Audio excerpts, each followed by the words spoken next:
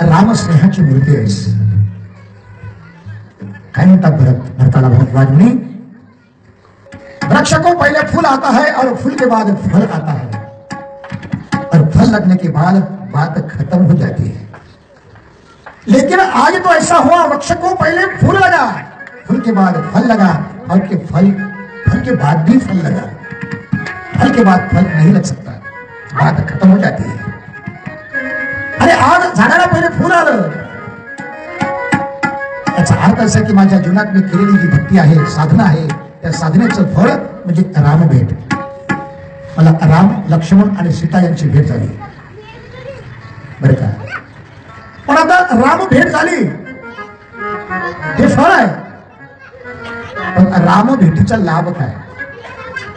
रामदर्शनानंतरचा लाभ कोणता असेल तर रामदर्शनानंतरचा लाभ आहे भरता तुझी भेट. तुम तो भरत मोर मते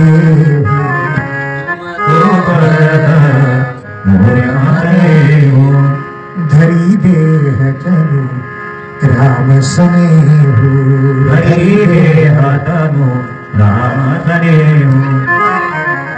राम स्नेहाची मूर्ती म्हणजे तू आहेस.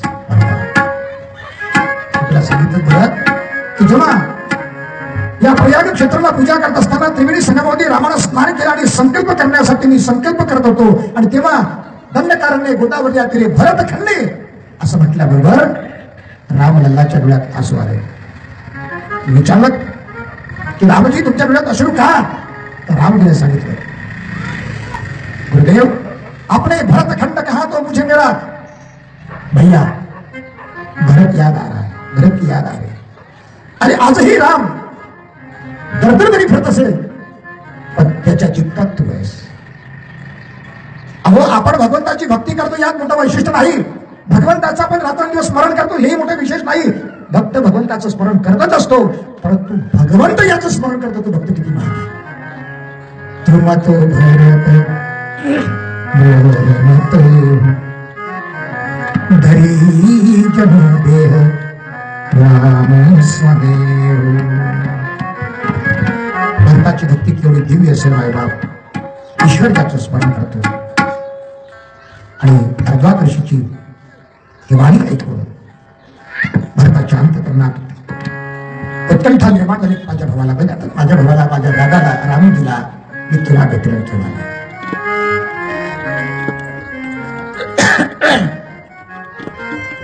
भरद्वाज म्हणे या भरताची परीक्षा घेतली.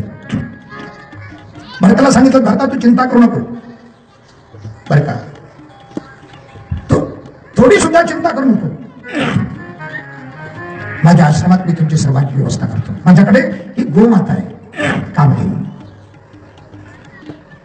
त्या गायीची पूजा केली भरद्वाज म्हणून आणि सांगितलं की इथे आलेल्या सर्व अयोध्या कुवाशांची सेवा कर. त्याला जे हवं असेल ते त्या ठिकाणी कामधेनूच्या मधून प्रकट झालं बरं का. एक लक्षात ठेवा, गायीच्या सेवेची महती फार अगाध आहे. ज्याच्याकडे भगवंताच्या कृपेने 4-2 एकर शेती असेल त्याने त्याच्या घरी गाय असू द्या. गायीची सेवा महान आहे. अहो गाय तुम्हाला धान्य मागत नाही, गाय तुम्हाला कुटार मागते. कुटार चारा, तो चारा तुम्ही खात नाही. एखाद्याने खाल्ला तर खाल्ला, मला माहिती आहे चारा खाल्ल्याने काय होतं. 14 वर्षाची शिक्षा होती. झाली एका जणाला, मोठ्या मंत्र्याला झाली ना. कडबा कुटार खाते. या देशामध्ये ज्ञानदान करणारे जे ब्रह्मवृंद आहेत ते श्रेष्ठ आहेत, कारण ब्राह्मण भिक्षा मागतात आणि ज्ञानदान करतात. गोमाता गवत खाते आणि दूध देते, महान आहे.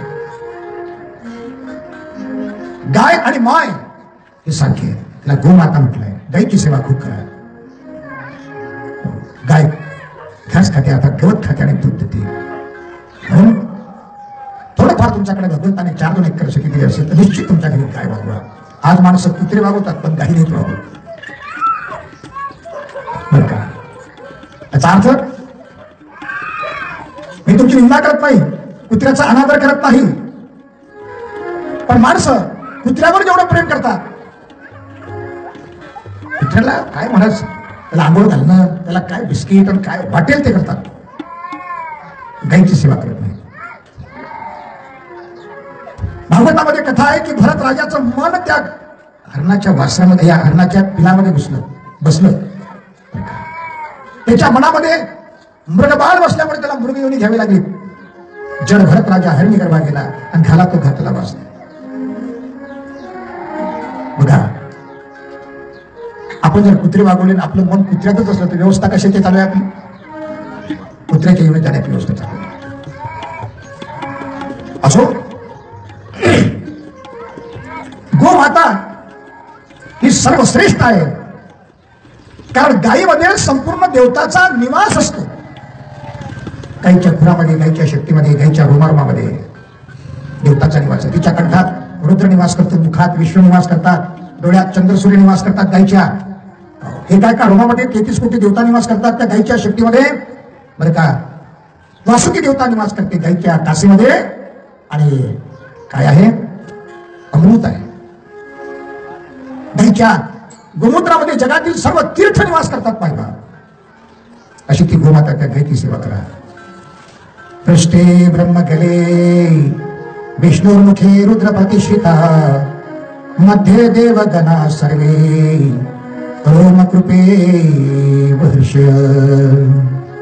त्याच्या घरात गायीची सेवा होत असेल, त्याच्या घरात गायीच्या सेनानं आणि असं लिंपत असतील, सारवत असतील महाराज, त्याच्या घरात लक्ष्मीचा निवास कायमस्वरूपी राहत असतो. शास्त्रामध्ये सांगितलेलं आहे की ज्या घरामध्ये गायीच्या शेणाचा सडा अंगणामध्ये पडत असेल त्या घरात अपवित्रता प्रवेश करते. पण ज्या घरामध्ये गायीच्या शेणाचा सडा अंगणामध्ये, गायीच्या घरामध्ये थोडा तरी कुठं लेप असतो, त्या घरातली अशुद्धी निघून जाते. त्या गायीच्या गोमूत्रामध्ये, गायीच्या शेणामध्ये महालक्ष्मीचा निवास आहे. त्या गोमूत्रामध्ये पवित्र करण्याची शक्ती आहे. गोमूत्र पान जर केलं, गोमूत्रानं स्नान जर केलं तर शरीर निरोगी होते आत बाहेर. गोमूत्रामध्ये फार काही गुण सांगितले.